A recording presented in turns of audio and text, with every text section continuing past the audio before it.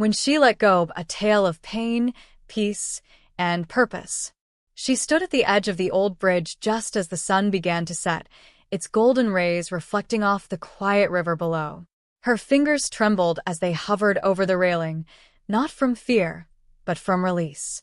No one else was around. No one ever came to this part of town anymore. Except for him. Sitting silently on a worn bench nearby was a man wrapped in a faded military coat, a thick scarf hiding most of his weathered face. He had been there every day for weeks, watching the river. Watching her. Locals whispered stories about him. Some said he was mute, others claimed he was mentally ill, and a few joked that he was just waiting to finally jump in himself. Every day he sat unmoving.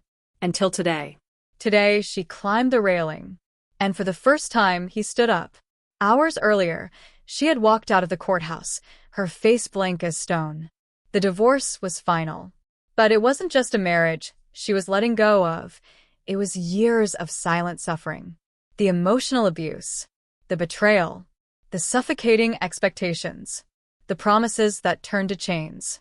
She had been a concert pianist, a prodigy once hailed as the soul with 10 fingers. Her talent could have filled stadiums. But love, or what she thought was love, led her into a life where music was silenced, and she became a shadow of her own dreams. Her husband had drained her emotionally and financially. When her father died, leaving her a substantial inheritance, it mysteriously vanished within months into joint investments she never had access to. She was left with nothing but her name, and even that she no longer recognized. The pain was unbearable, but more unbearable was the emptiness. So she walked.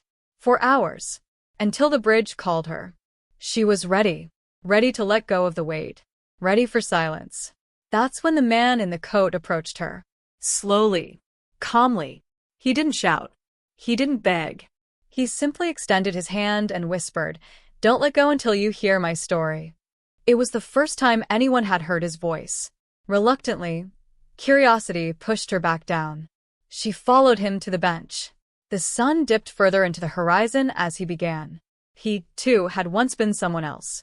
A decorated intelligence officer with top clearance access, trained in languages, deception, and silence. He lived a life of secrets until one mission changed everything. A covert operation had gone wrong, so wrong that innocents died. Children. Entire families. The guilt consumed him. When he returned, he refused his medals. Refused his pension. He disappeared from the system. But here's where it turns. What no one knew was that before he vanished, he set up a series of anonymous foundations.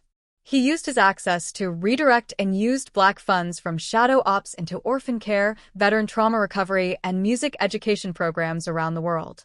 One of those programs, he revealed, had funded her childhood music academy, the very place where her talent first bloomed. He didn't know who she was when he first saw her. But the moment he heard her humming one day, faintly, on this very bridge, he recognized the melody. A melody only taught at that academy. That's why he watched. Not to intervene, but because he saw in her the very pain he once carried. And in that pain, a strange kinship. "You think letting go will free you," he said. "But sometimes, the real freedom is in holding on, just long enough to find your purpose again." She stared at him, speechless. The cold river below no longer looked inviting, but heavy. As they sat in silence, a soft chime rang from his wrist. A watch. Old, worn, military-issued. He clicked a small button, and the hidden compartment opened. Inside was a folded paper. A legal document. He handed it to her. She unfolded it and froze. It was a deed. To a small property on the outskirts of the city. A property registered under her name. "I bought it years ago," he said, "after watching one of your childhood recitals online. I never thought I'd meet you. But if you're still capable of music, then this place should hear it again." She blinked, unsure if this was madness or fate. "I let go once," he continued, "and I lost everything that made me human. But now, I live to restore what I can. This is your turn." He stood, nodded once, and walked away. She never saw him again. But the next day, she took a taxi to the address. A small, dusty hall sat beneath overgrown trees. Inside, an untouched grand piano sat waiting, as if holding its breath. She placed her hands on the keys. And for the first time in years, she played. Not for the world. Not for applause. Just for herself.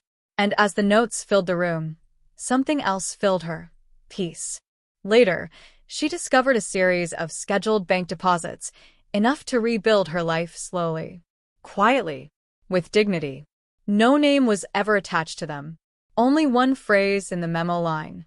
When she let go, she found herself. Sometimes the weight we carry isn't meant to be dropped, but transformed. What would you find if you let go of everything holding you back? Asterisk, asterisk. Tell us in the comments below.